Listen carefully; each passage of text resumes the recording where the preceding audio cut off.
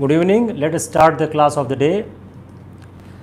ये दो सवाल हैं, इन दो सवालों से हम लोग आज की क्लास स्टार्ट करते हैं। Just see the two questions we are coming in front of you. The question number 1 is with respect to in 19th century, 19वीं शताब्दी में। अगर आप पहला सवाल देखें, 19वीं शताब्दी में इन 19th सेंचुरी, 19वीं शताब्दी में इंक्रीज ऑफ प्रेशर 19वीं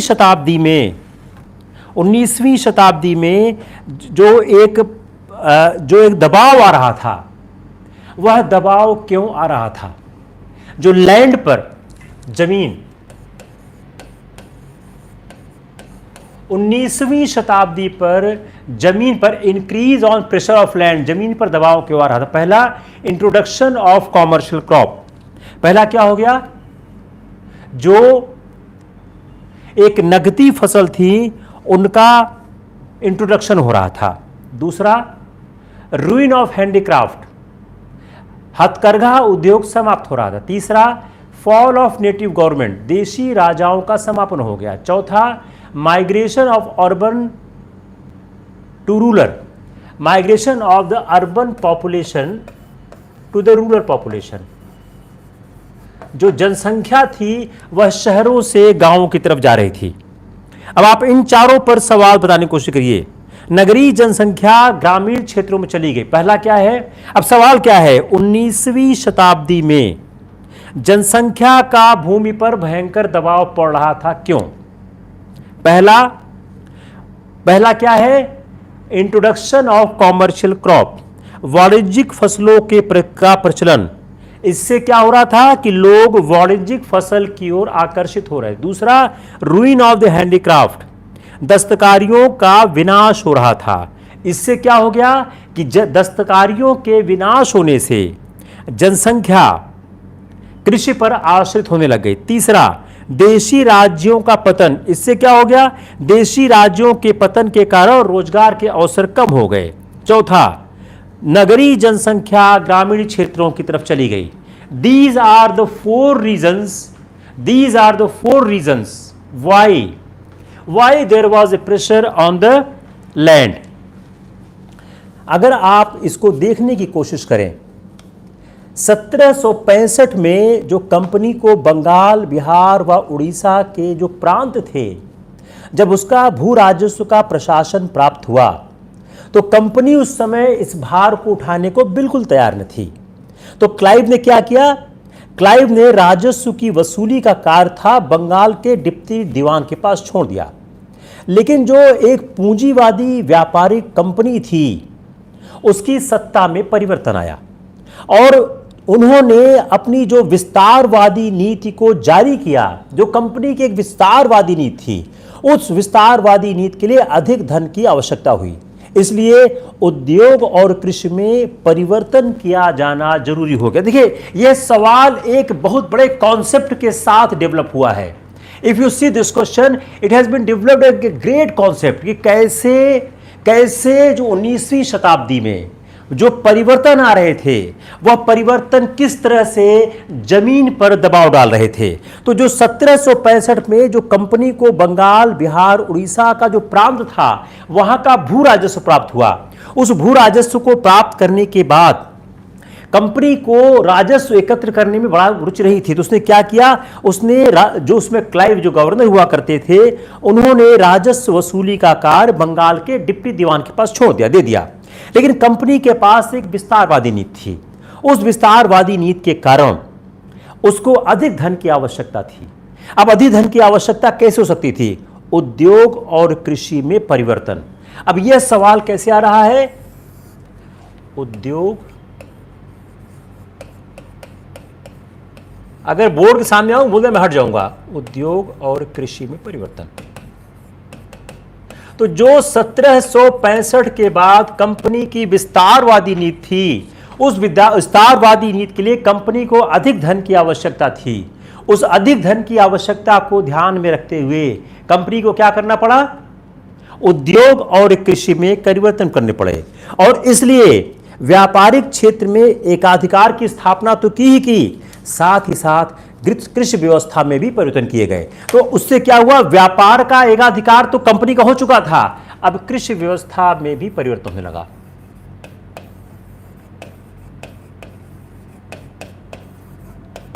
व्यापार के साथ साथ कृषि व्यवस्था में भी परिवर्तन होने लगा। तो 1764 से 1765 में 1764 से 1765 में जो वह समय था, उस समय में सबसे महत्वपूर्ण बात क्या हो गई, उस समय में लगान की वसूली बहुत ज़्यादा हो गई। तो अगर हम 1764-65 में लगान जो वसूल किया गया, अगर बंगाल में देखें तो 81,75,533 रुपए था और एक ही वर्ष में 81 लाख था। 64-65 में, और एक साल बाद वह हो गया 1.14 करोड़। एक साल में वह बढ़कर इतना ज्यादा हो गया। तो अगर अब देखा जाए तो उन्होंने बहुत ज्यादा व्यापार में, बहुत ज्यादा लगान में परिवर्तन कर लिया। 1760 से पहले लंकाशायर में जो सूती काटने की मशीन थी वह वैसी नहीं रही जैसे पहले हुआ करती थी। तो अगर हम इन चीजों को देखें तो अगर हम एक बात समझने की कोशिश करें कि जो उद्योग और कृषि में परिवर्तन हुए, उसने भूमि पर दबाव बढ़ाया। उद्योग और कृषि में परिवर्तन ने भूमि पर दबाव बढ़ाया। अब उद्योग और कृषि का परिवर्तन देखिए कहां दिख रहा है। You start the elimination theory. उद्योग और कृषि में परिवर्तन, यह सब लोग कैसे करेंगे? कॉमर्शियल क्रॉप तब तक बहुत इंट्रोड्यूस नहीं हुई थी। कॉमर्शियल क्रॉप ज्यादा उसके बाद होने लग गई और कॉमर्शियल क्रॉप का उतना ज्यादा कंट्रीब्यूशन था नहीं। Migration of urban population to the, अब ये क्या है, यह कॉज है या इफेक्ट है? अब झगड़ा किस में रह गया है? दो में रह गया है, इसमें और इसमें। अब इन दोनों में संबंध को देखिए, इसके कारण यह हुआ या इसके कारण यह हुआ। Now try to see relationship between these two. Ruin of the खत्म हो गया, तो हैंडीक्राफ्ट्स के खत्म हो जाने, कमजोर हो जाने के कारण लोगों के पास जो एक वैकल्पिक रोजगार का अवसर था, वह वैकल्पिक रोजगार का अवसर चला गया। उस अवसर के चले जाने से लोगों का कृषि पर दबाव बढ़ने लग गया। आंसर इज क्लियर हुआ? क्लियर हुआ नहीं हुआ? किसको क्लियर नहीं हुआ? किसको क्लियर नहीं हुआ ये बताओ मेरे को, आप जल्दी बताओ, किसको क्लियर नहीं हो रहा है?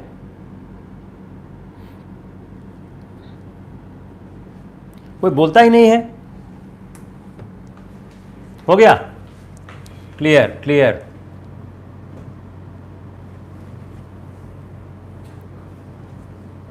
Very good. अब आइए दूसरे सवाल पे। Now let's move on the second question. देखिए बड़ा सिंपल सा कॉन्सेप्ट है, I am again repeating it, कि जो 19वीं, देखिए सारा इशू कहां है? उद्योग और कृषि में परिवर्तन। 19वीं शताब्दी में जो उद्योग और कृषि में परिवर्तन आता है वह जनसंख्या के दबाव को भूमि पर बढ़ाता है। इस क्वेश्चन को आप आउट ऑफ कर सकते हो, उद्योग और कृषि के परिवर्तन को फिर रिफ्रेम कर सकते हो। लेकिन अगर आपने एक चीज समझ लिया, 19वीं शताब्दी में उद्योग और कृषि में जो परिवर्तन हुए, जो डिफरेंस, जो एक चेंजेस आए इंडस्ट्री में और एग्रीकल्चर में, उस चेंजेस के कारण यह फर्क आया। अब आते हैं दूसरे सवाल पे। Main cause of impoverishment of the peasantry in 19th century. 19वीं शताब्दी में जो मुख्य कारण थे, 19वीं शताब्दी में जो मुख्य कारण थे कृषकों की गरीबी का। कृषकों की गरीबी का 19वीं शताब्दी में मुख्य कारण क्या था? ए, ब्रिटिश साम्राज्यवाद, बी, तकनीकी प्रगति का अभाव, सी, भू राजस्व का बहुत अधिक निर्धारण, डी, ग्रामीण समाज के ढांचे में मूलभूत परिवर्तन। अब देखिए यह सवाल हैंडल हो रहा है मेन कॉज, इंपावरिशमेंट, पीजेंट्री। इसमें चारों आंसर सही कह सकते हो आप। You can say all 4 answers are right, but you have to choose only one. चारों सवालों के आंसर सही हैं, सही हो सकते हैं, बट आपको एक चूज करना है कि जो 19वीं शताब्दी में किसानों की दुर्दशा हुई उसका मेन कारण क्या था, उसका मुख्य कारण क्या था? ब्रिटिश साम्राज्यवाद? यस, जरूर था। Lack of technology progress? Yes, जरूर था। हैविएशन? यस, जरूर था। Fundamental changes in the structure of the rural economy? Yes, जरूर था। लेकिन मुख्य कारण क्या था? इन चारों में से एक चूज करना है तो वह क्या था? आप लोगों का दिमाग बहुत स्लो चल रहा है। Tell me fast.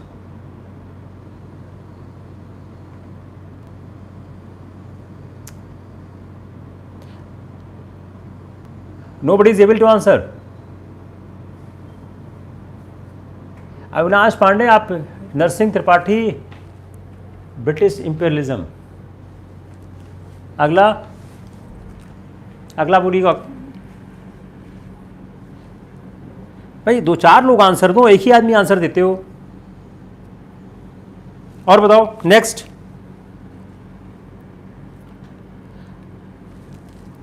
अभिषेक वर्मा, डी क्या है? चेंजेस। जयदीप हल्लू, डी। और कोई? ए। भाई देखो क्या है, अगर आप लोग कटबैठी लगाओगे तो कोई तो सही हो ही जाएगा ना यार। एक आदमी ए लिखे, एक बी लिखे, एक सी लिखे, एक डी लिखे, तो एक तो सही होगा ही होगा। सी, यस, सी, राइट। देखो क्या है, मेन कॉज ऑफ गरीबी, ब्रिटिश इंपीरियलिज्म तो सब पे था, वो तो फिर क्वेश्चन पूछने का मतलब ही नहीं रहा। Yes, this one. अब now come on the land revenue. Let's start the land revenue.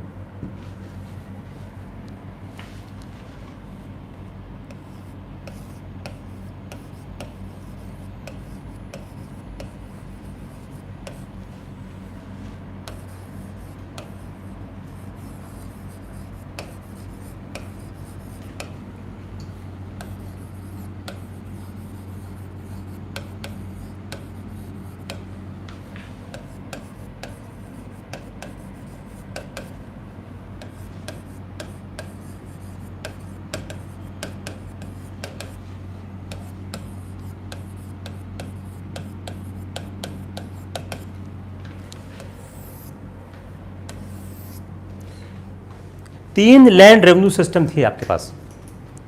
There was 3 land revenue system in India. Ryotwari, permanent settlement, Ryotwari और महलवाड़ी। अगर हम 3 सेटलमेंट को समझने की कोशिश करें तो जो कॉर्नवालिस थे, जो कि ब्रिटिश प्रणाली के पक्षपात थे, वह शोर के विचारों से बहुत प्रभावित थे। तो जब 1765 में ईस्ट इंडिया कंपनी, शुरुआत कहां से होता है कि 1765 में, 1765 में ईस्ट इंडिया कंपनी ने मुगल सम्राट से जो बंगाल का सूबा था उसकी दीवानी, जिसको हम भू राजस्व बोलते हैं, का अधिकार ले लिया। और तभी से यह इतिहास आरंभ होता है। तो 1759-60 में सबसे पहले 24 परगना की जमींदारी, फिर मिदनापुर, चटगांव और बर्दवान, इनका भू राजस्व संग्रह पाने का अधिकार उनको प्राप्त हुआ। और उसके बाद के 5 वर्षों के अंदर जो मुगल सम्राट था, जो इसलिए कंपनी जो अंग्रेज थे, वह मुगल सम्राट के फरमान से समूचे बंगाल को पा गए, समूचा बंगाल।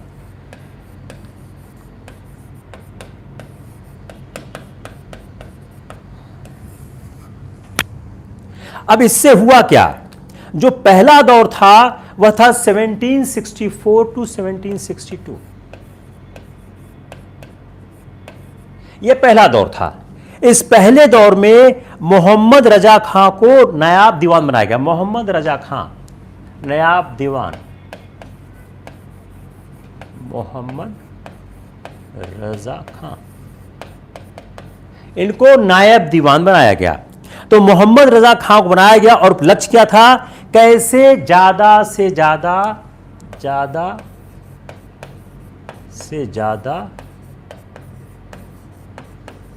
लगान। तो एक ही सवाल क्या हो गया? अंग्रेजों की, पहला ही सवाल क्या बन गया? अंग्रेजों की भू राजस्व व्यवस्था के पीछे प्राथमिक लक्ष्य क्या था? तो प्राथमिक लक्ष्य क्या हो गया? ज्यादा से ज्यादा भू राजस्व इकट्ठा करना। एक सवाल प्रीलिम्स का ही बन गया कि जो अंग्रेजों ने भू राजस्व व्यवस्था में परिवर्तन किया, उस भू राजस्व व्यवस्था के परिवर्तन के पीछे उनका लक्ष्य क्या था? तो लक्ष्य एक सीधा सा था, कैसे ज़्यादा से ज़्यादा भू राजस्व इकट्ठा किया जाए। इस बात को ध्यान में रखते हुए उन्होंने सबसे पहले एक नीलामी की प्रथा की शुरुआत की। तो अगर हम अंग्रेजों के भू राजस्व प्रशासन को देखने की कोशिश करें तो उनके भू राजस्व प्रशासन एक बात से आरंभ हो रहा था, कैसे ज़्यादा से ज़्यादा वह इकट्ठा करें। तो 1793 में जब कंपनी को स्वीकृति मिल गई तो इस एक बंदोबस्त लाया गया। अब जो बंदोबस्त लाया गया तो पहला बंदोबस्त क्या था? वह बंदोबस्त था परमानेंट। अब बंदोबस्त का जो इन्होंने बंदोबस्त की बात की, जो कहा हम एक भू राजस्व व्यवस्था लाएंगे, उस भू राजस्व व्यवस्था के 3 भागीदार बनाए गए। एक सरकार, दूसरा बिचौलिया जमींदार, तीसरा काश्तकार या कृषक। तो जो भू राजस्व पहली थी परमानेंट, इसमें 3 पार्टी हुए, सरकार,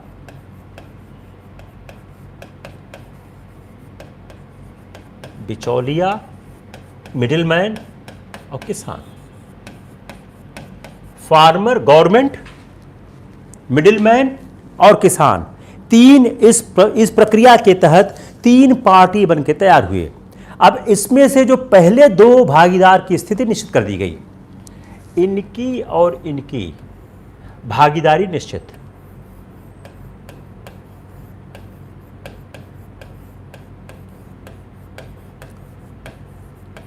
इसकी भागीदारी का कोई पता नहीं। सरकार और बिचौलिया, इन दोनों की भागीदारी निश्चित कर दी गई, लेकिन जो तीसरा किसान था, इसकी भागीदारी का कोई आता पता नहीं था। तो पहले जो 2 थे, किसान और बिचौलिया, इनकी जो बात थी, इनका हिस्सा था, निश्चित कर दिया गया। और भूमि की जो उपज थी उसमें सरकार का भाग सदा के निश्चित कर दिया गया। इससे सरकार को आशा के अनुरूप अधिकतम लाभ हुआ। तो क्या हुआ? सरकार को कितना मिलेगा,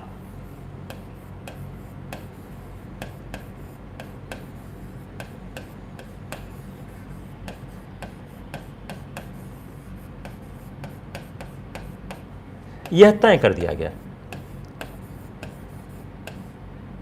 सरकार को कितना मिलेगा यह तय, यहां पर यह तय कर दिया गया। तो सरकार की जो भी भाग, जो पैसा मिलना था वह निश्चित कर दिया। इससे क्या हुआ? सरकार को लाभ हुआ।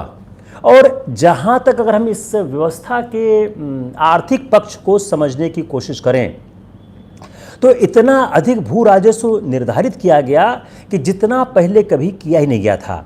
तो भूमि का जो अनुमानित लगान था उसमें से लगभग 89% गवर्नमेंट, 11%, 10 या 11 बोलते हैं, 11% जमींदार, जिसको बिचौलिया बोलो, मिडिलमैन बोलो। तो जो जितना भू राजस्व तय किया गया उस भू राजस्व का 89% गवर्नमेंट था और 11% जमींदारों के पास संग्रह के काम रख दिया। इससे क्या हो गया, कंपनी की आय निश्चित हो गई, कंपनी की आय निश्चित हो गई।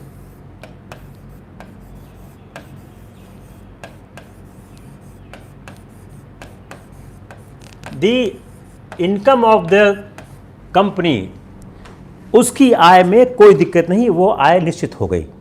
और यहाँ से काश्तकारों द्वारा जो भुगतान किया जाना था उसको अनिश्चित कर दिया।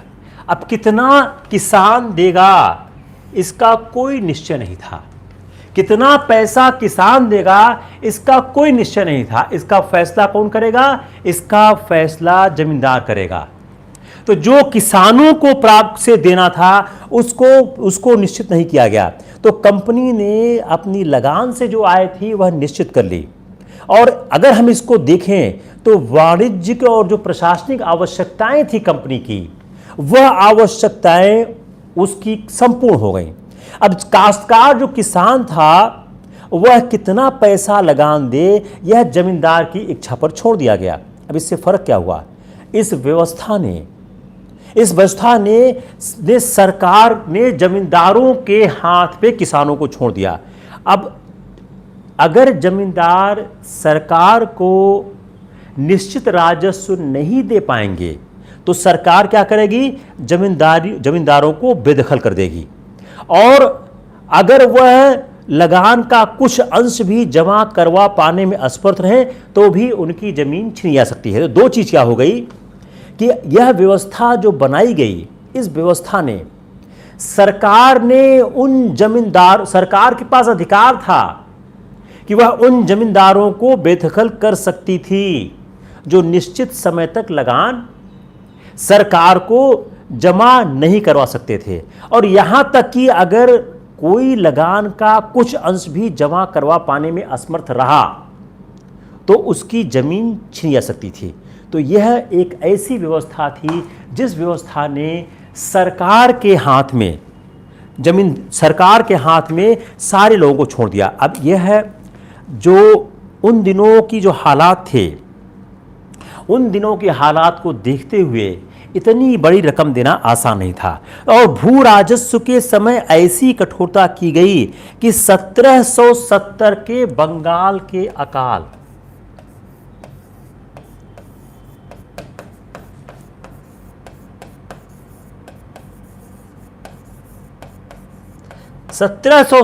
के बंगाल के अकाल के समय भी भू राजस्व पूरी तरह से जमा किया गया। भू राजस्व के जमा करने में कोई दिक्कत नहीं थी। तो जो यह व्यवस्था बनाई गई, इस व्यवस्था में इतनी समस्याएं थीं कि लोगों के जीवन के लिए बहुत दिक्कत की बात थी। अगर हम इस जमींदारी प्रथा को समझने की कोशिश करें, जो जमींदारी प्रथा बनाई गई थी, जो जमींदारी प्रथा हमारे सामने दिखती है, यह ईस्ट इंडिया कंपनी ने इसलिए बनाई थी। इससे क्या होता था कि जो लैंड रेवेन्यू था उसका मैनेजमेंट बहुत आसान हो गया था। अगर हम इस व्यवस्था की अच्छाइयों और बुराइयों को देखें तो एक बहुत महत्वपूर्ण चीज़ क्या थी कि कहाँ पर कितनी संरचना। दूसरी व्यवस्था क्या थी, रैयतवारी। क्लियर हो गया ये? किसको क्लियर नहीं हुआ? किसको क्लियर नहीं हुआ? यार सबको तो क्लियर नहीं हो सकता ना, किसी को तो कोई समस्या होनी चाहिए। यह लागू कहां की गई? बंगाल, बिहार, उड़ीसा। ये कहां लागू की गई? बंगाल, बिहार, उड़ीसा, बनारस और ये कहां की गई? बंगाल, बिहार, उड़ीसा, बनारस, उत्तर कर्नाटक।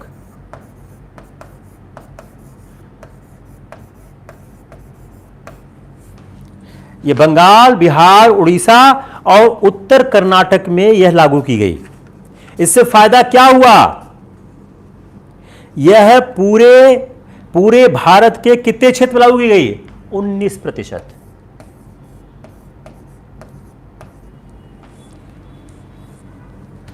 देखिए सब सवाल आते हैं। तो जो स्थायी बंदोबस्त किया गया, यह स्थायी बंदोबस्त कहा किया गया बंगाल, बिहार, उड़ीसा, बनारस और उत्तर कर्नाटक में। जो ब्रिटिश भारत था उस पूरे भारत के 19% क्षेत्र पर लागू किया गया। नेक्स्ट पॉइंट, जो यह व्यवस्था थी, इस व्यवस्था के अंदर क्या किया गया? जमींदार को भूस्वामी घोषित किया गया। जमींदार भूस्वामी।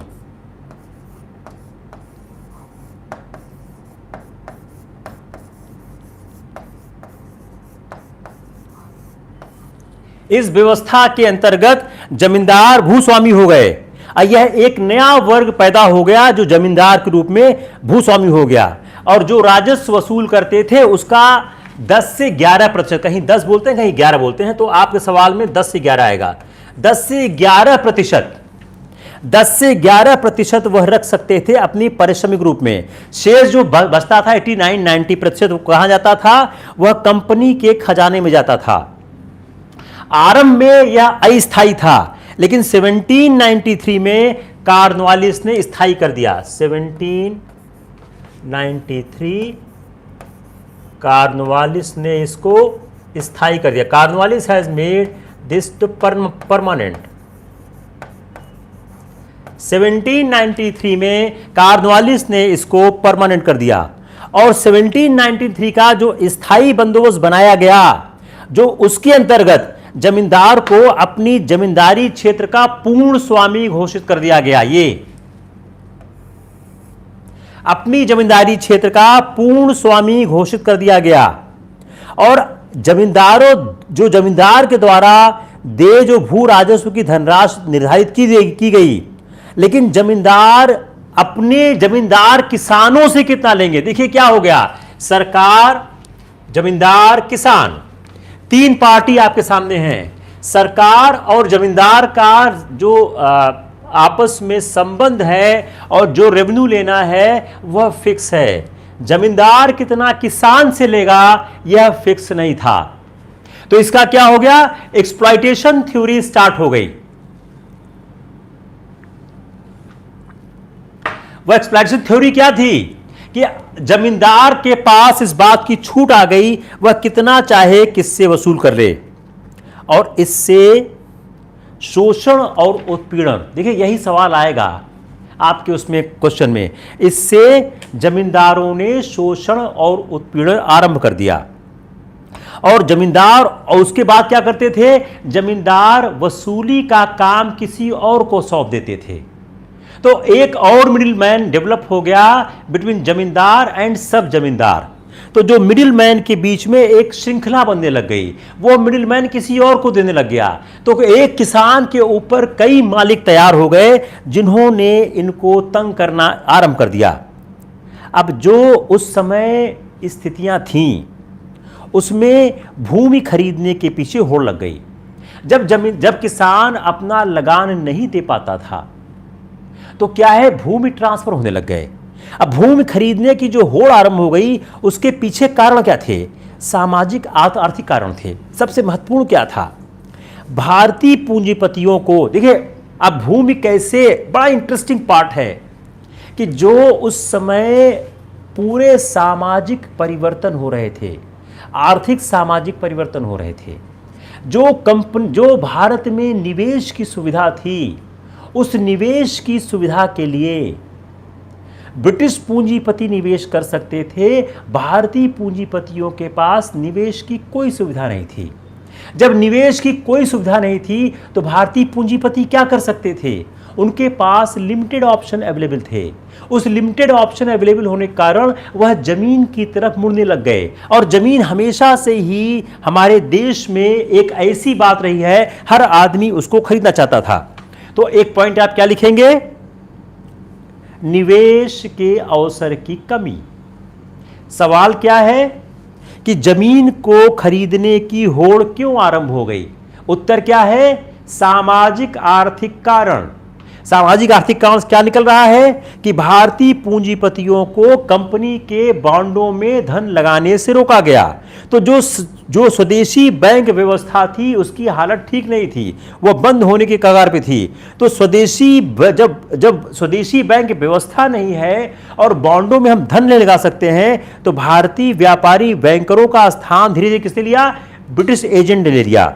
और कंपनी के ठेकों में भी भारतीयों को तकरीबन बाहर रखा गया। इससे परिणाम क्या हो गया कि जो अतिरिक्त धन था भारतीयों के पास, वह अतिरिक्त धन कहां लगाएं? तो उन्होंने भूमि खरीदना आरंभ कर दिया। तो लाभ की प्राप्ति का उद्देश्य, लाभ की प्राप्ति और सामाजिक प्रतिष्ठा।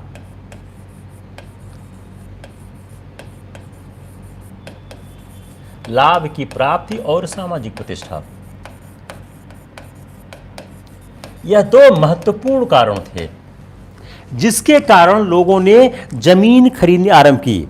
अब कई जमींदार ऐसे थे जो अपनी जमींदारी का जो भाग है छोटे छोटे लगानदाताओं, जिसको लोग शिकमी बोलते थे, सबलेट कर देते थे।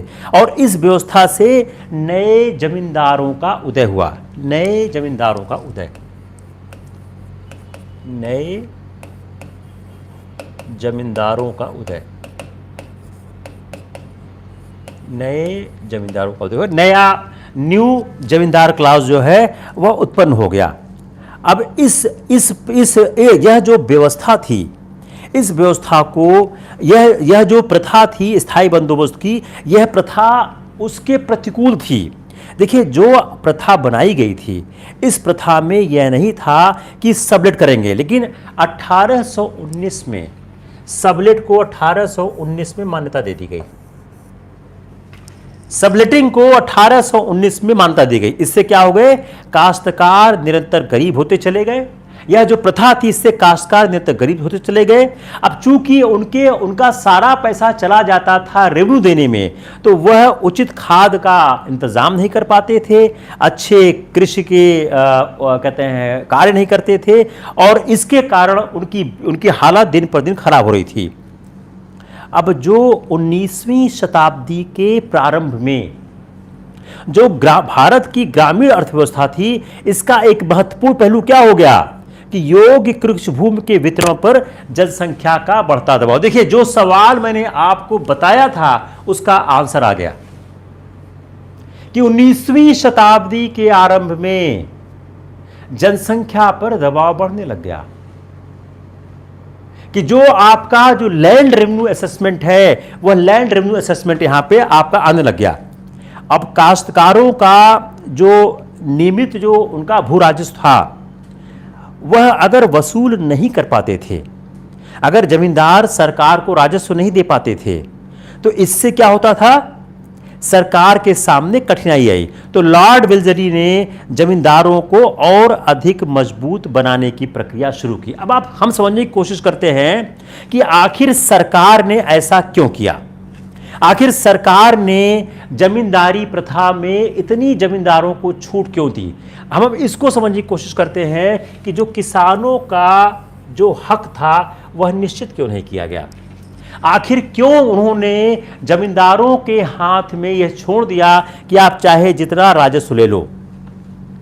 अगर हम इसको समझने की कोशिश करें तो एक क्या था कि सरकार को लगा, अगर जमींदारों को यह कहा जाएगा कि हमारे निश्चित किए गए भू राजस्व से ज़्यादा भू राजस्व अगर आप इकट्ठा कर लेते हो तो आप उसका वह पैसा आप ले सकते हो। उनको लगा कि इससे खेती को प्रोत्साहन मिलेगा।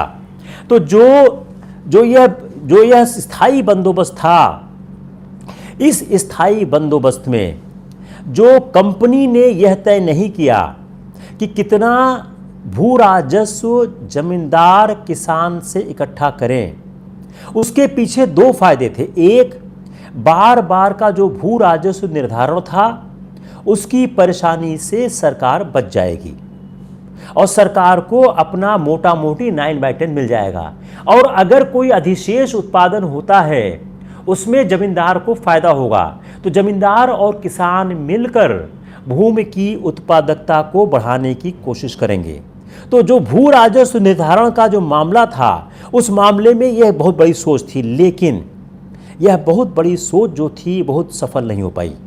उसके कई कारण थे। अगर हम देखें कि जमींदारी प्रथा में कमियां क्या थीं। पहली कमी, भू राजस्व निर्धारण और वसूली को लेकर जो कंपनी 1765 से परेशान थी, उससे निस्तार पाने का यह उपाय उसने जरूर किया, लेकिन यह उपाय पूरी तरह से फुल प्रूफ नहीं था। इसमें बहुत सी कमियां थीं। दूसरी बात क्या थी, उनको यह आशा थी कि जो एक स्वामित्व दिया जाएगा, जो ओनरशिप दी जाएगी जमींदारों को, उस ओनरशिप से फायदा क्या होगा, जमींदार खेती बाड़ी के अनुकूल मानसिकता का प्रसार करेंगे। तीसरी महत्वपूर्ण बात, शायद एक राजनीतिक चाल थी सरकार की कि एक ऐसा वर्ग विकसित होगा जो वर्ग ब्रिटिश समर्थक होगा। तो पहली बात क्या हो गई, कंपनी को पहली बात फायदा क्या हो गया, कंपनी का पहला फायदा यह हुआ, पहला फायदा क्या हुआ कंपनी का, पहला भू राजस्व निर्धारण से मुक्ति। दूसरा, स्वामित्व का अधिकार, ओनरशिप। उससे क्या होगा कि जमींदार खेती बाड़ी की मानसिकता को प्रोत्साहित करेंगे। तो फर्स्ट क्या हो गया कि भू राजस्व निर्धारण से मुक्ति हो गई। दूसरा क्या हो गया कि जमींदारों को स्वामित्व का अधिकार होगा तो वह खेती बाड़ी की मानसिकता का विस्तार करेंगे। तीसरा, ब्रिटिश राज समर्थक, एक ऐसा वर्ग तैयार होगा जो ब्रिटिश राज का समर्थन करेगा।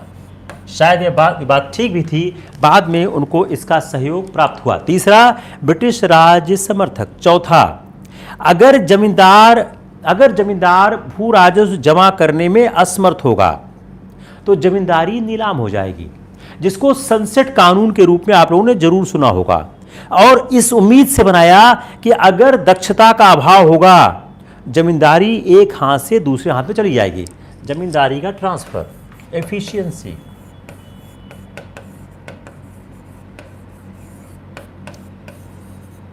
ट्रांसफर ऑफ जमींदारी। तो जमींदारी क्या होगी, एक हाथ से दूसरे हाथ में चली जाएगी। तो दक्षता की आवश्यकता है, इसलिए क्या बोला, सनसेट लॉ, कि जैसे ही सूर्य डूबेगा, अगर आपने पैसा जमा नहीं किया तो जमींदारी आपके हाथ से दूसरे हाथ में चली जाएगी। इसका एक नुकसान क्या हुआ, 1770 का जो अकाल हुआ, बंगाल की 1/3 जमीन परती पड़ गई। बंगाल की 1/3 1/3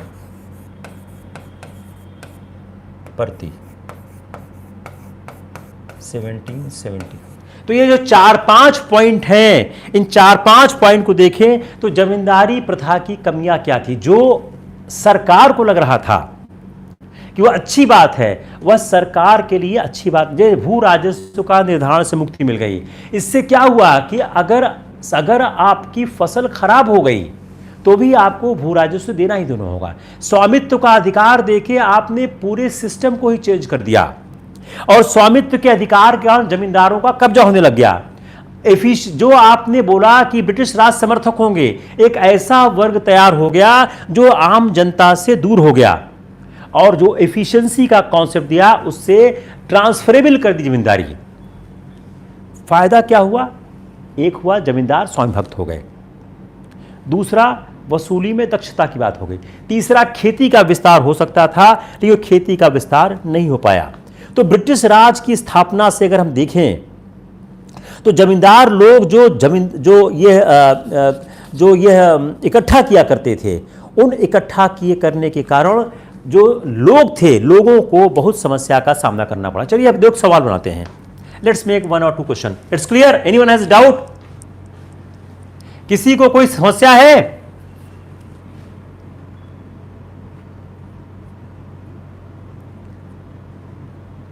no problem, very good, complete clear. चलो make a question. Before moving the next, let me make a question. सवाल आसानी बनाते हैं, टफ सवाल अभी नहीं बनाते हैं. What is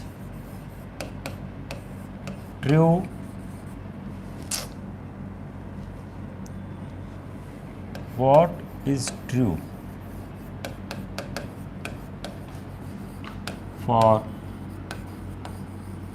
permanent settlement? A, it was done with zamindars.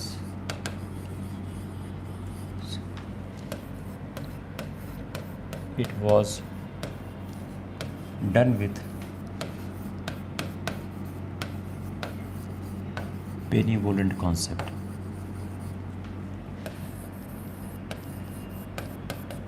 C, it was done on 19% of British Empire.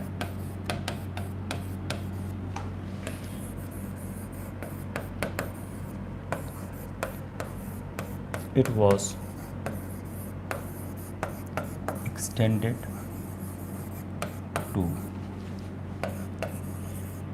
Karnataka. चलो, इसको जमींदार के साथ किया गया, इसको एक उदारवादी दृष्टिकोण के साथ किया गया.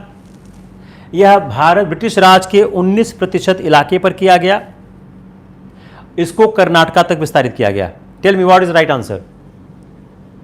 What is right answer?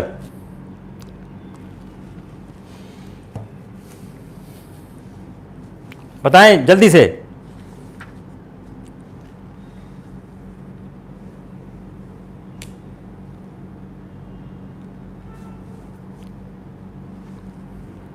जल्दी बताएं.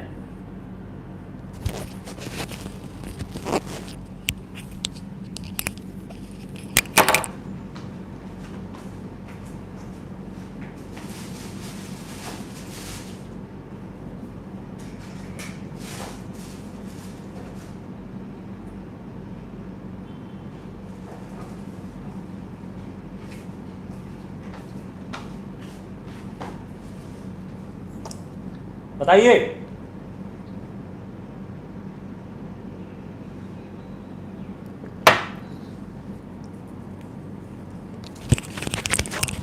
ABCD, ABD, ABCD, ACD, ACD,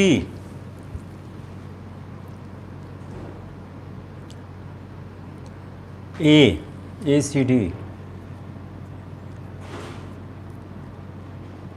It was Karnataka और नॉर्थ कर्नाटका.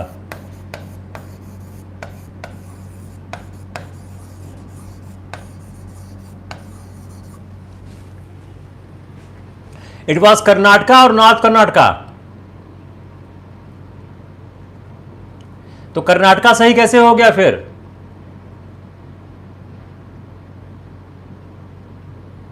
अगर नॉर्थ है तो कर्नाटका सही कैसे हो गया? आप लोग सवाल क्यों नहीं पढ़ते हो ठीक से? अगर नॉर्थ कर्नाटका है तो फिर डी ऑप्शन सही कैसे हो गया? तो डी रॉन्ग हो जाएगा नहीं तो? यस और नो?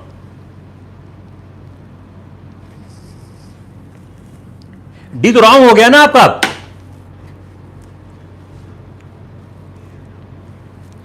कुंवर सिंह आप क्या सुनते हो? एक बेनिवोलेंट कहां से आ गया? उदारवाद क्या था उसमें? 1 घंटे से मैं हल्ला कर रहा हूं कि सिर्फ पैसा लूटते थे, वो लोग शोषण करते थे. ये कैसे आपने, आप कुंवर सिंह आपसे कोई इंप्रूवमेंट नहीं हो रहा है. ये 2 साल से आप पढ़ रहे हो. मैं पिछले 1 घंटे के अपने लेक्चर में कम से कम 20 बार बोला हूंगा कि वो शोषण करते थे, जमींदार ये करते थे. How you can take this right?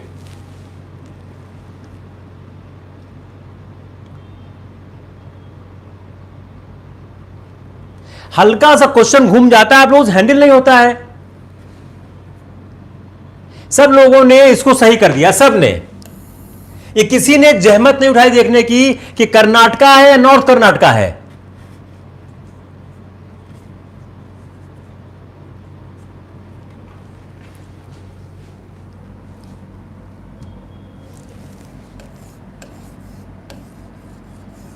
ये आसान सवाल था, अभी टफ बना देंगे तो हो ही नहीं, होगा ही नहीं।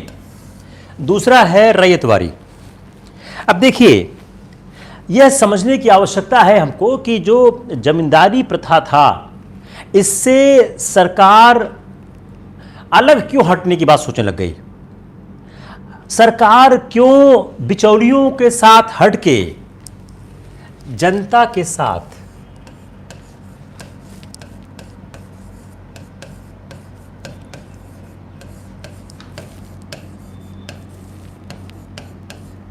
समझौता करना चाहती थी।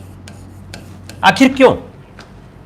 जब उन्होंने जमींदारी सिस्टम बनाया तो जमींदारी सिस्टम को हटा के सरकार जनता के साथ समझौता क्यों बनाना चाहती थी? जो इनका परमानेंट सेटलमेंट था उसमें जो उन्होंने एक बार रेवेन्यू का विस्तार निर्धारण कर दिया, उसमें फिर से निर्धारण किया जा सकता था।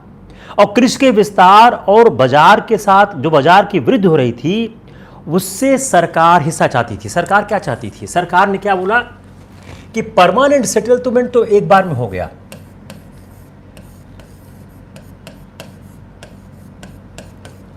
अब चूंकि 30 सालों में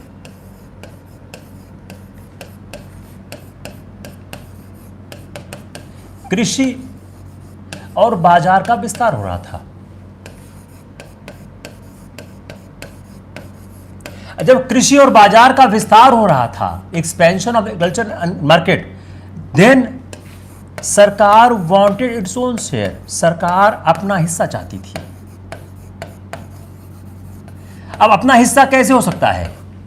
परमानेंट सेटल में तो एक बार आपने रेवेन्यू कर दिया तो सरकार अपना हिस्सा चाहती थी।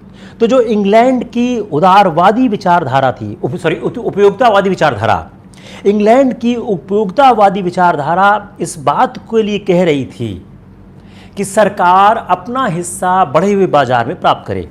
अगर जमींदार तो अपने खुद कुछ करते नहीं थे, मजदूर अपना श्रम लगाता था, पूंजीपति अपनी पूंजी लगाता था, व्यवसायी और उद्योग संगठन सक्रिय होते थे।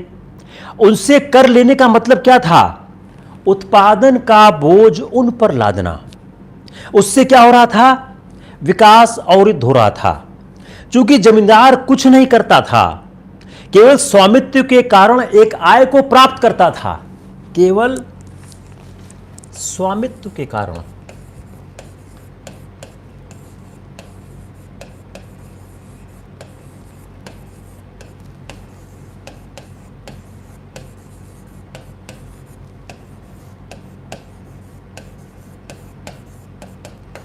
केवल स्वामित्व के कारण आय को प्राप्त करता था, करता वो कुछ था नहीं। तो इसलिए जमींदारों की आमदनी पर लगान लगाने की बात आ गई। तो अगर जमींदारी, यह मूल प्रश्न आ गया कि अगर जमींदारी खत्म कर दी जाए तो उससे क्या होगा? किसान से लगान का हिसाब लिया जाएगा, यह अंश कितना होगा? यह 3-4 सवाल खड़े हो गए।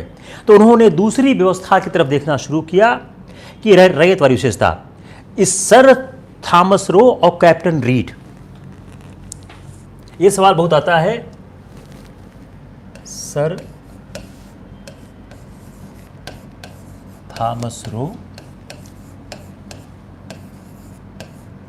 और कैप्टन रीड, तमिलनाडु।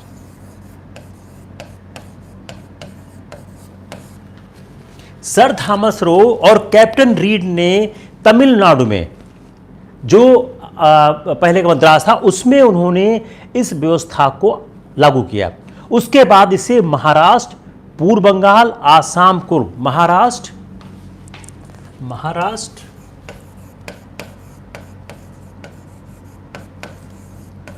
पूर्व बंगाल, कुर्ग, महाराष्ट्र, पूर्व बंगाल, कुर्ग और आसाम में इन्होंने इसको लागू किया। तो उसके बाद क्या किया उन्होंने? महाराष्ट्र, पूर्व बंगाल, असम छूट गया, असम,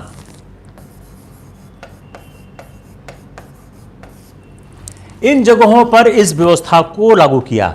अब इसमें जो कुर्ग क्या है, वो आधुनिक कर्नाटक का भाग। सवाल गलत कैसे हुआ? जो कुर्ग है कर्नाटक का भाग है आधुनिक का, और उसमें क्या किया, रैयत को भूमि का मालिकाना हक दिया, कब्जेदारी अधिकार दिया, और व्यक्तिगत रूप से सरकार को कर देंगे, मालिकाना हक दिया,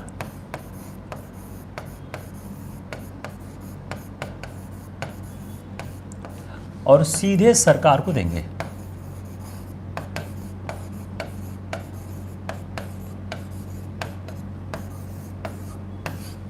सीधे सरकार को कर वो प्रदान करेंगे, तो वह व्यक्तिगत रूप से उत्तरदायी हो गए। अब उसमें किया क्या गया? अब इस व्यवस्था की कुछ खास विशेषताएं क्या क्या थी? Let's see some features of, लिख लिया इसको,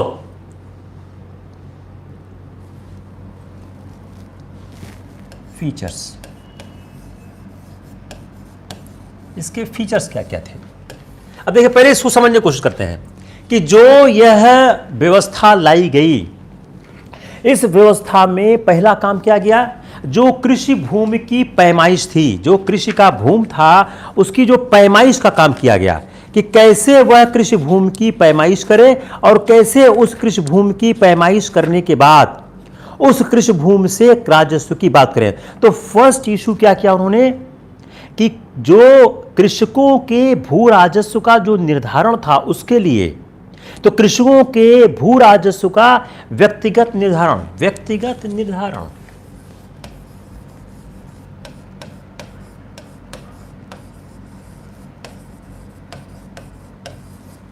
the first issue what they have taken कि जो भू राजस्व होगा, जो लैंड रेवेन्यू होगा, उस लैंड रेवेन्यू के लिए उन्होंने यह सीधे सीधे बोला कि इसका जिम्मा सीधा सीधा होगा किसके साथ? With the peasants. तो असेसमेंट अपॉन इंडिविजुअल कल्टीवेटर्स, ये अंग्रेजी वाले दिक्कत का गुस्सा करते हैं, individual cultivators.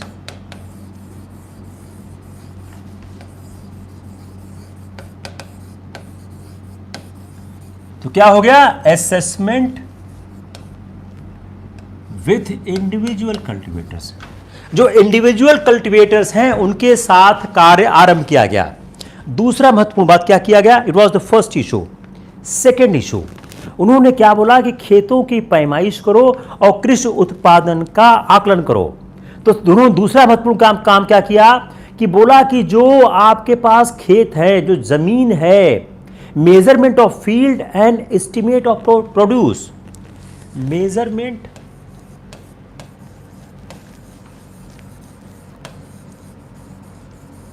of field and estimation of produce।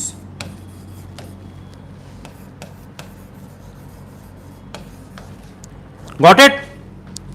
तो पहला क्या हुआ? व्यक्तिगत निर्धारण। दूसरा क्या हो गया कि भूमि का आकलन और उसकी पैमाइश। तीसरा लैंड रेवेन्यू प्रोड्यूस का 55%, लैंड रेवेन्यू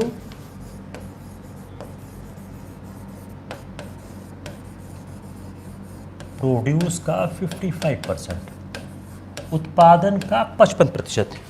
उत्पादन का जो 55% है वह उन्होंने उसका लैंड उसका कर दिया। अब इस जो प्रथा बनाई गई, इस प्रथा के अंतर्गत उन्होंने क्या किया?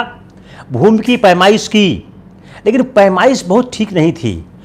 दो इसमें कमियां थी। जो उन्होंने लैंड का मेजरमेंट किया वह ठीक नहीं था, और दूसरा जो उन्होंने कृषि उत्पादन का आकलन किया वह भी ठीक नहीं था, और लैंड रेवेन्यू 55% बहुत ज़्यादा था। तो रैयतवारी प्रथा में जमींदार के स्थान, अब फर्क क्या है? You compare the ryotwari with जमींदारी।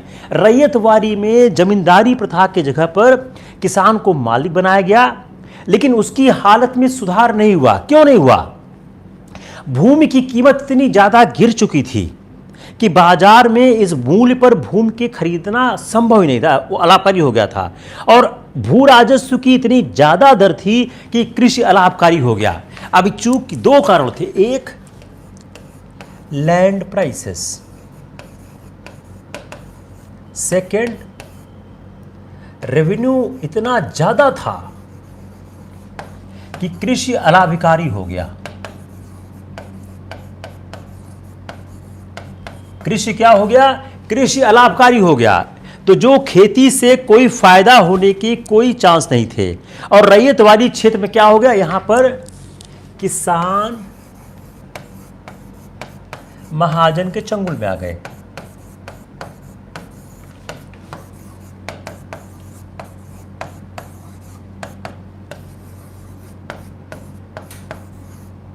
किसान जो है वह महाजन के चंगुल में आ गए। तो जो एक प्रक्रिया आरंभ की गई, उस प्रक्रिया से कोई बड़ा फायदा नहीं हुआ। अब उसका उद्देश्य क्या था? अभी यह सवाल आएगा, रैयतवाड़ी व्यवस्था का मुख्य उद्देश्य क्या था? राजस्व की नियमित वसूली और रैयतों की स्थिति को सुधारना, यह सवाल आएगा। रैयतवाड़ी व्यवस्था का मुख्य उद्देश्य क्या था? The primary aim of the revenue system was regular collection of revenue and amelioration of the condition of the ryot. तो जो इसका मुख्य उद्देश्य था कि राजस्व की नियमित वसूली, regular collection of the revenue. ठीक है, यही सब सवाल आते हैं जो आपसे सही नहीं होते हैं। वसूली और कृषकों की स्थिति में सुधार।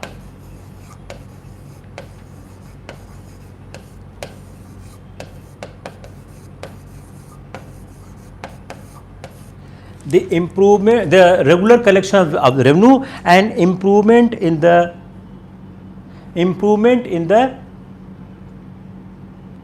farmers condition, लेकिन वह बहुत ज़्यादा हो नहीं पाया। तो जो रैयतवाड़ी व्यवस्था थी, उस रैयतवाड़ी व्यवस्था के तहत एक सवाल क्या आता है, रैयतवाड़ी प्रथा के जनक कौन थे? रैयतवाड़ी प्रथा के जनक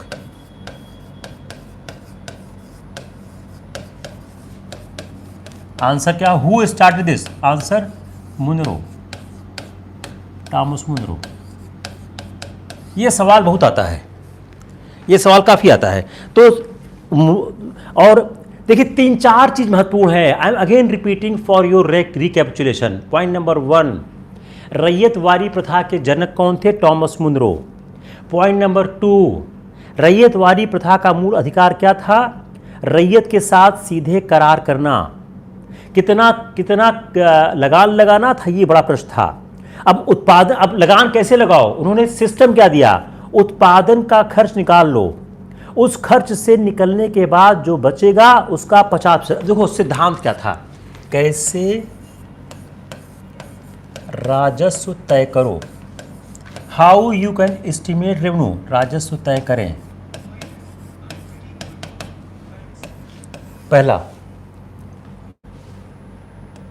आप खर्चा निकाल दो, कुल उत्पादन माइनस एक्सपेंडिचर नेट प्रोड्यूस, इसका 50%। यह मुनरो का प्रिंसिपल था, यह मुनरो का सिद्धांत था।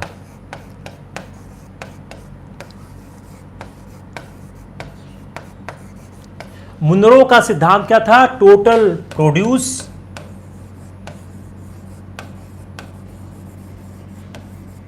प्रोड्यूस माइनस एक्सपेंडिचर, जो बच गया नेट प्रोड्यूस, उसका 50% आप लो। ये मुनरो का सिद्धांत था।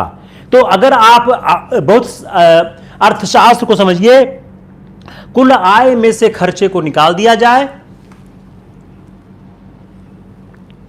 बचा हुआ जो है उसमें 50% भू राजस्व रूप में लिया जाए। बंबई प्रेसिडेंसी में भी रैयत से सीधा इकरारनामा किया गया, मद्रास की तरह। तो मद्रास में किया गया, बंबई में किया गया। मद्रास की तरह उसमें 30 साल बंदोबस्त किया गया। अब देखिए नुकसान क्या हुआ। जो जमींदारी सिस्टम था उसमें कौन थे? जमींदार थे, जमींदारी या पर्ण। अब जो रैयतवाड़ी था, इसमें कौन आ गए? घूसखोर कर्मचारी।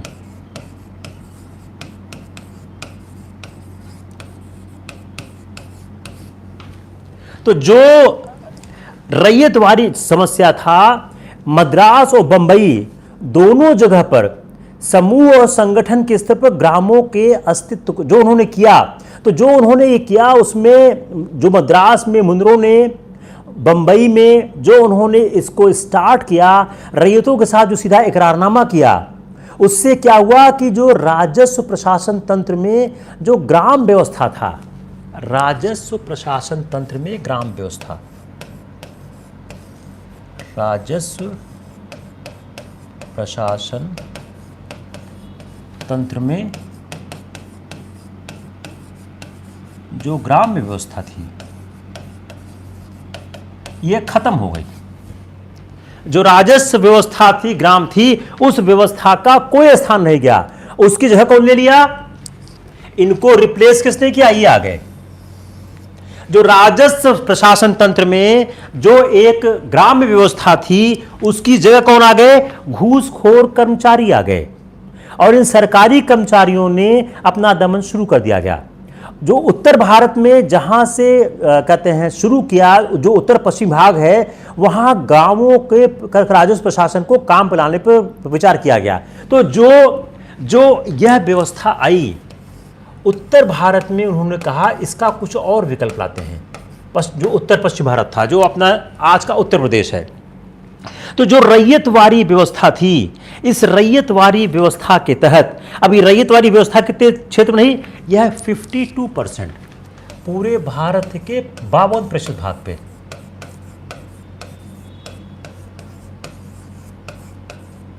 पूरे भारत के 52% भाग पर रैयतवाड़ी की व्यवस्था रही।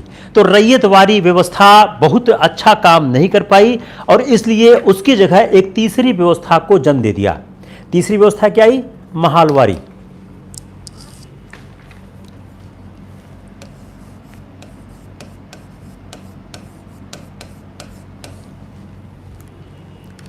उसमें क्या किया? Mahal as a unit,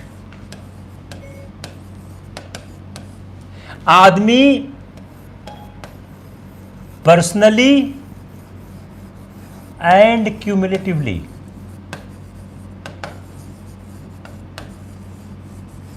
responsible for the revenue.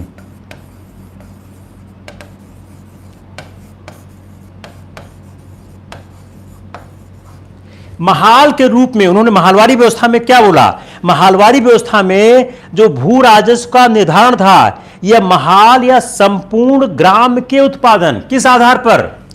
किस आधार पर? महाल या संपूर्ण ग्राम के उत्पादन, महाल या होल विलेज, महाल या संपूर्ण ग्राम के उत्पादन, उसको ध्यान में रखकर इन्होंने उस व्यवस्था को जन्म दिया।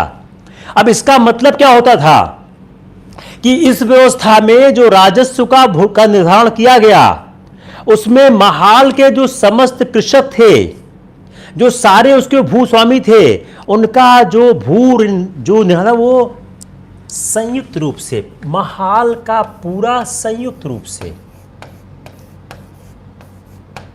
पूरे महाल का भू राजस्व निर्धारण संयुक्त रूप से कर दिया गया। एक क्यूमुलेटिव असेसमेंट कर दिया गया।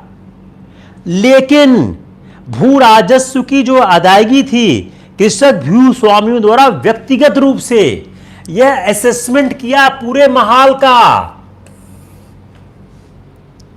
असेसमेंट पूरे महाल का। लेकिन किसान, फार्मर व्यक्तिगत रूप से देगा। समझिए इसको आप ठीक से,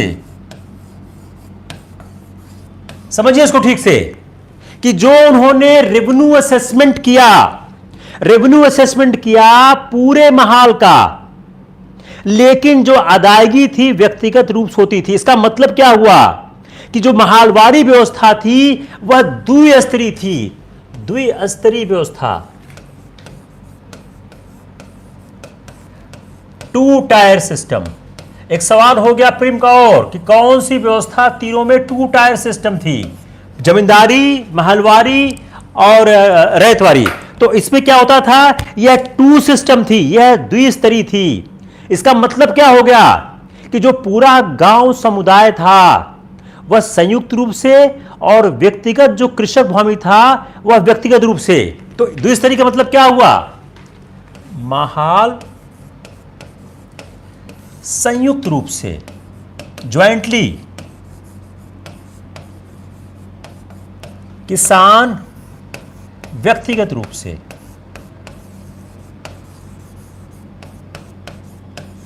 क्लियर हो रहा है यह व्यवस्था द्विस्तरीय। इसका मतलब क्या हो गया कि जो महाल था, जो एक पूरा गांव था, वह अपने रेवेन्यू के लिए संयुक्त रूप से जिम्मेदार था और किसान व्यक्तिगत रूप से। तो इसका मतलब क्या हुआ, यह जो टू टायर सिस्टम है इसके अंदर भूमि का जो मालिकाना और कब्जेदारी का अधिकार है यह व्यक्तिगत रूप से कृषक भूस्वामी को प्राप्त था और वह व्यक्तिगत रूप से खेती करता था। तो मतलब क्या होगा, मालिकाना कब्जा, मालिकाना कब्जा कृषक,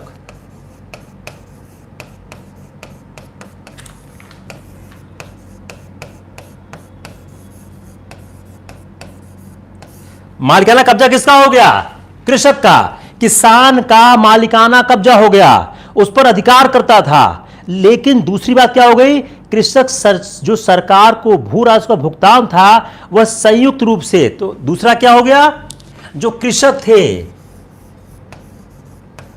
वह सरकार को कर देने के लिए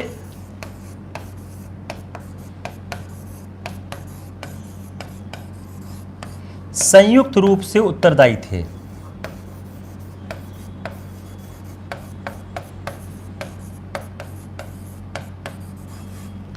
क्लियर हुआ, एनीवन हैज एनी डाउट? फिर से सुनिए, यह द्विस्तरीय थी। क्या हो गया, महाल भू राजस्व के भुगतान का संयुक्त रूप से उत्तरदायी था, किसान व्यक्तिगत रूप से। खेती पर, जमीन पर मालिकाना कब्जा किसान का था, वो खेती करता था। लेकिन जो सरकार को कर देना था उसके लिए सारे किसान संयुक्त रूप से उत्तरदायी थे। तो जो संपूर्ण ग्राम था वह अपने मुखिया, जिसको हम लंबरदार या महलदार भी अभी आज भी कहते हैं, के माध्यम से भू राजस्व का भुगतान करता था। तो जो गांव का मुखिया था, गांव का जो मुखिया था,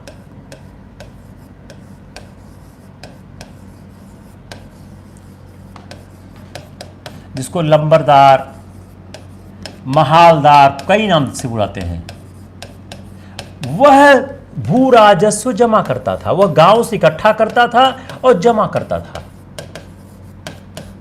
वह गांव से जमा करता था, से जमा करता था और उसको वो दिया करता था। तो जो महालवारी व्यवस्था थी इसको सबसे पहले आगरा और अवध में लागू किया गया, बाद में संयुक्त प्रांत में भी लागू किया। तो आगरा, अवध, संयुक्त प्रांत, आगरा, अवध,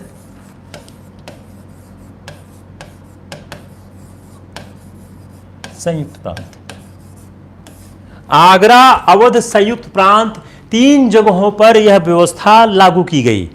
और इस व्यवस्था को 29% British India,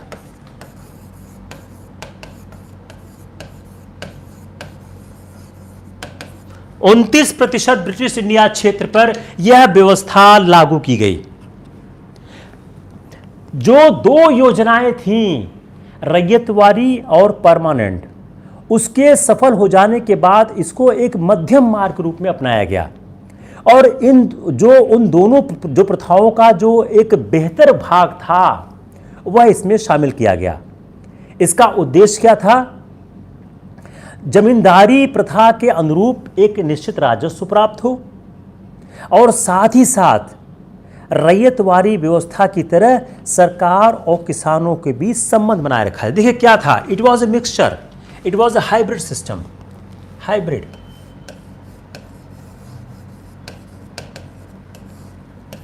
like zamindari,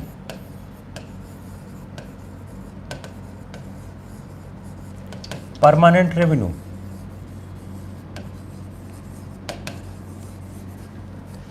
like ryotwari,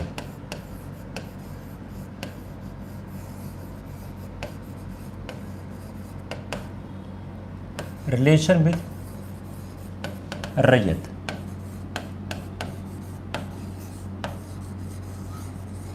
got it.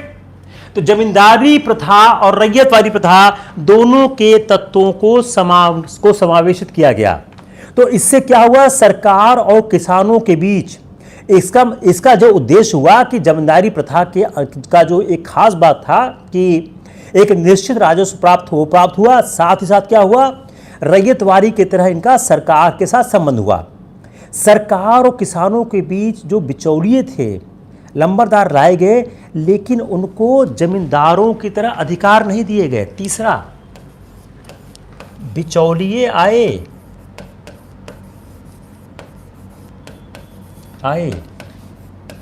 लंबरदार, but they do not have the right as permanent right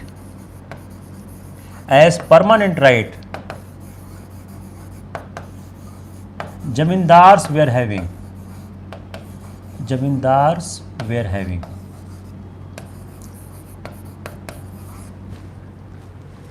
तो तीसरा महत्वपूर्ण क्या हो गया कि वह नहीं आ पाए, जो सरकार जो वह अधिकार नहीं आ पाया।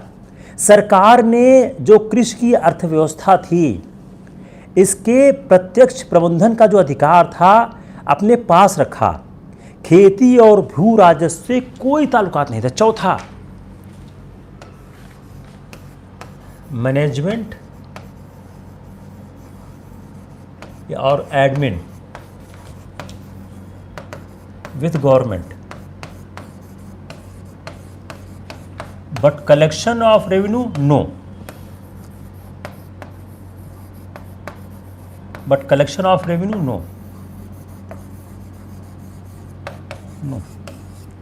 कलेक्शन ऑफ रेवेन्यू का कोई भी कार्य उन्होंने नहीं किया, उन्होंने उसको सौंप दिया। तो इससे फायदा क्या हो गया, उससे फायदा क्या हो गया कि खेती और भू राजस्व से उनका कोई ताल्लुकात नहीं रहा, बस अर्थव्यवस्था का जो प्रत्यक्ष प्रबंधन का अधिकार अपने पास रखा।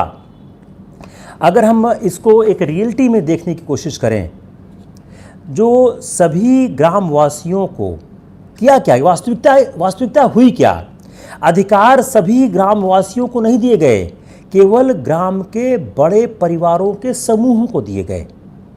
और इसी वर्ग ने महलवारी व्यवस्था के स्वामित्व के अधिकार का लाभ उठाया। तो सामाजिक आर्थिक असमानताएं बढ़ गई। अब इसमें फायदा, इसमें क्या फर्क क्या आया, अधिकार एक वर्ग को दिया गया,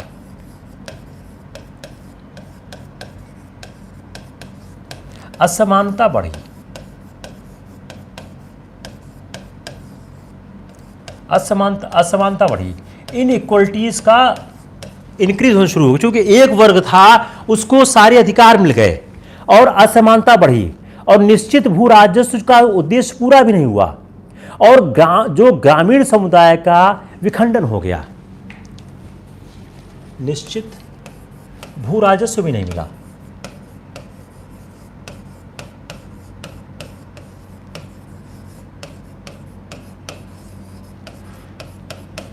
उनको निश्चित भू राजस्व की प्राप्ति भी नहीं हुई। तो यह सामाजिक दृष्टि व्यवस्था विनाशकारी हो गई।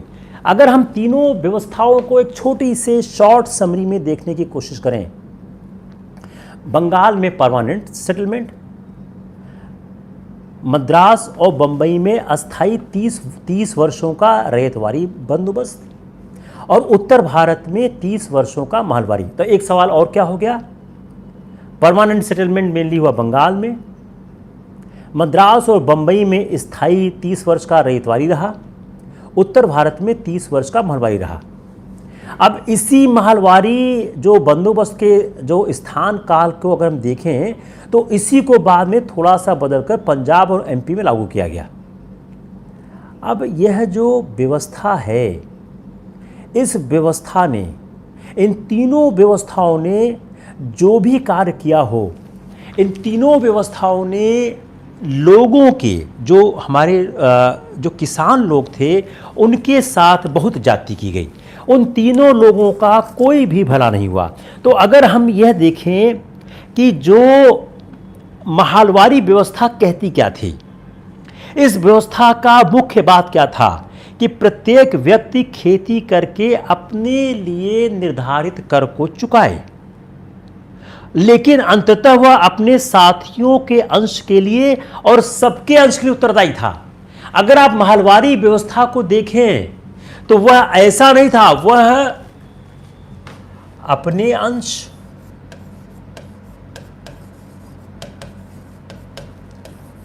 यही प्रिय आएगा, और अपने गांव के अंश,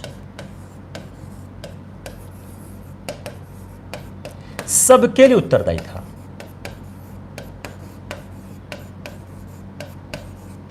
जो महलवारी व्यवस्था थी, महलवारी, इसका खास बात, what is the silent feature of the Mahalwari system? The individual person is responsible for his own share as well as share of others. इस तरह क्या होता था? एक सम्मिलित दायित्व का सूत्र, सम्मिलित दायित्व, ज्वाइंट रिस्पॉन्सिबिलिटी, ज्वाइंट रिस्पॉन्सिबिलिटी।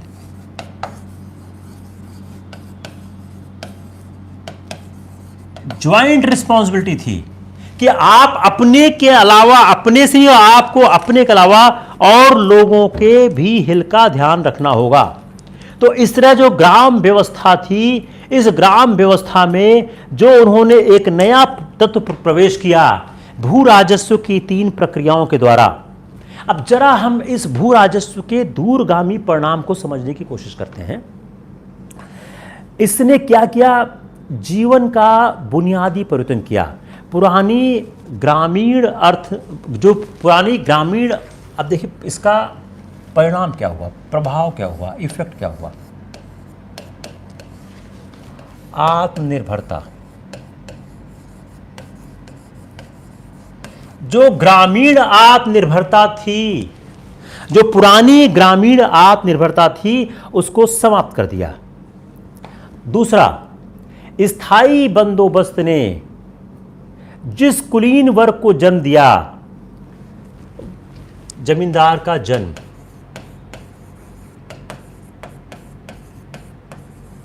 जिस स्थायी व्यवस्था ने जिस कुलीन वर्ग को जन्म दिया, वह भारतीय समाज के अनुरूप नहीं था। और इस कुलीन वर्ग ने क्या किया?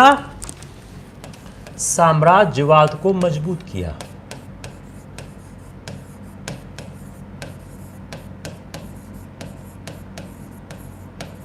साम्राज्यवाद को इस वर्ग ने मजबूत किया। तो पहली बात क्या, देखिए हम सारी, I am not analysing the one system, I am analysing the all 3 systems of the revenue settlement. तो उन्होंने ऐसे कुलीन वर्ग को दंड दिया, और जब क्रांतियां हुई तो क्रांतियों को दबाने में इस वर्ग ने मदद दिया। तो स्थायी बंदोबस्त ही था जिसने प्रारंभ में सरकार को स्थायित्व दिया, और जो ग्रामीण के, जो गरीब गांव के किसान थे, उनको और गरीब बनाया। साम्राज्यवादी पूंजीवादी शोषण का द्वार, साम्राज्यवादी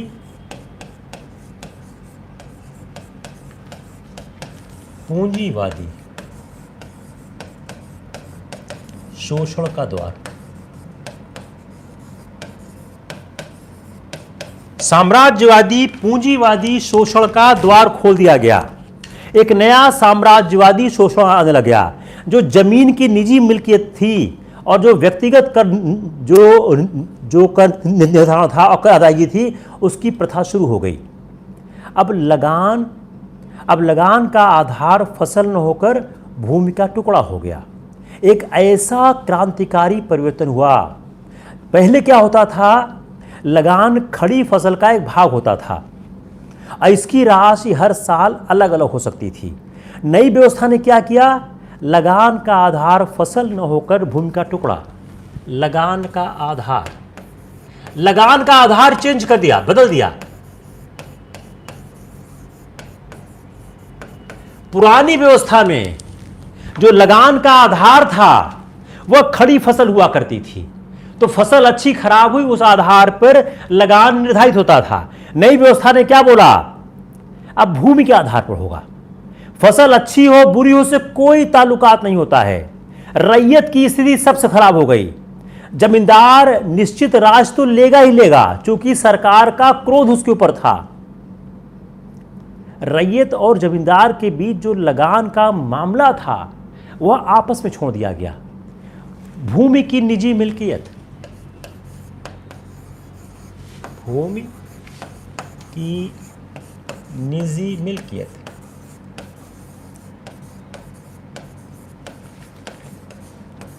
right, individual right on property, individual right on property. Land पर इंडिविजुअल राइट की बात की गई कि जो भूमि की निजी मिल्कियत की बात शुरू हो गई कि जो भूमि का निजी मिल्कियत का सिद्धांत आ गया। अभी इसके पहले क्या होता था, भूमि पर सारे गांव का अधिकार था, इसलिए उसे बेचा और खरीदा नहीं जा सकता था। लेकिन जो ये नई व्यवस्था आ गई, इस नई व्यवस्था में भूमि अब निजी स्वामित्व में आ गई। इससे क्या हो गई, भूमि सेलेबल हो गई, पण्य वस्तु हो गई, पण्य वस्तु या सेलेबल हो गई। भूमि क्या हो गई, पण्य वस्तु हो गई या सेलेबल हो गई।